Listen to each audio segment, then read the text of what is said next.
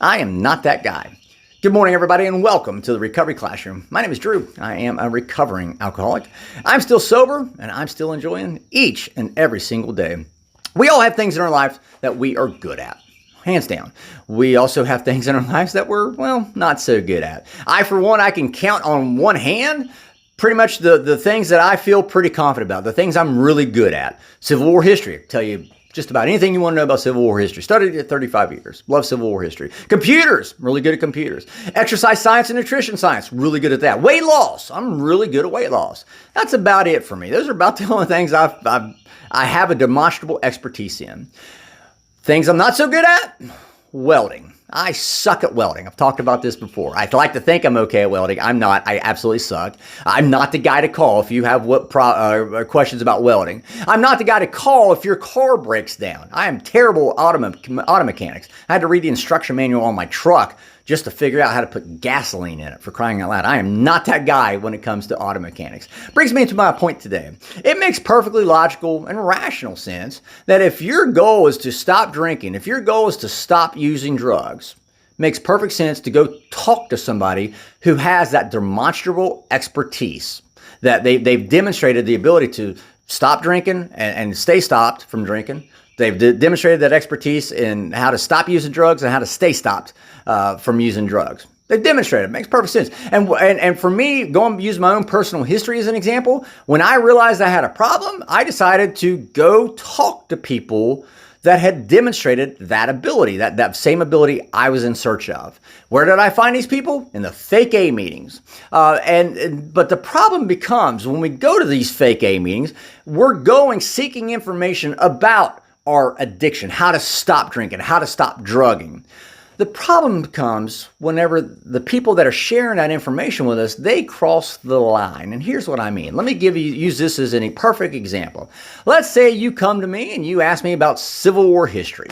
And I will be more than happy, my friends will tell you this, much to their chagrin, that I'll be more than happy to share with you all that I know about Civil War history. I might bore you, but that's fine. And as I'm telling you all about Civil War history, somewhere along the line, I start talking to you about welding.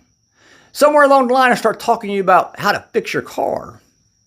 I have no business talking to you about welding. I have no business talking to you about how to fix your car because I don't have a demonstrable expertise in those fields. I just don't. I've never been able to successfully fix my car or weld anything. So why would I talk to you about it? And what happens when we go into these fake A meetings, we're going in with the idea of, hey, we're trying to figure out how to stop drinking, how to stop drugging. And the people there they're absolutely more than welcome or more than happy to share whatever information they have about that. But they cross the line and start telling us on how to manage other areas of our life, about finances, relationships, and all this other things that, hell, they've never been able to really demonstrate that. So why would I take their advice? Sure, they've demonstrated the ability to stop drinking and stop drinking from drinking. That's great. Anything else? I tune them out. And if I were to share with you about how to weld and how to fix cars, you should tune me out too. But unfortunately, because of what I shared about the other day, this strokes their ego.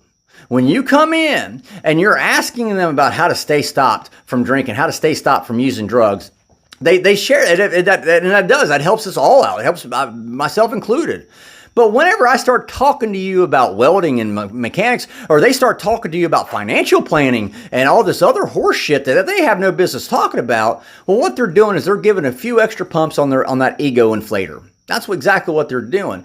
These people in the fake A meetings, the only thing that they may have a demonstrable expertise in is how to stop drinking, how to stop drugging. And that's the only advice that we should ever be taking from people. I always tell people this. People ask me relationship advice. And I'm like, wait a minute, hold on. I've been married 3 times, for crying out loud. I'm not the guy at all to give you relationship advice. Why would you ever think to ask me about relationship advice? I'm not that good at it. That's the truth. My point to all this is, when we're going into these fake A meetings, again, we need to understand we're only going in for one reason and one reason only: to figure out how to stop drinking, how to stop drugging, and how to ultimately stay stopped. Everything else It's just bullshit. Ignore it, because they're not you. You are not me, and I'm not you. I can't tell you how to live and how to conduct your affairs and other aspects of your life. It's none of my damn business at the end of the day. Unfortunately, those people in the fake aid meetings, they like to start thinking that it is their business, and that's where they cross the line. So with that being said, I'm out of time. Thank you guys for letting me come in and share 5 to 10 minutes of your day with you. You guys absolutely keep me sober, and I could not be any more appreciative. If you like the content of the Recovery Classroom video morning monologues, I encourage you to like and share with your friends on Facebook and all of your other social media channels. If there's a topic you'd like to hear discussed, feel free to message into us, the Recovery Classroom on Facebook, and we'll take a look at it, see what we can do. We'll be talking again soon, guys. Remember, you can't get drunk if you don't take that first drink.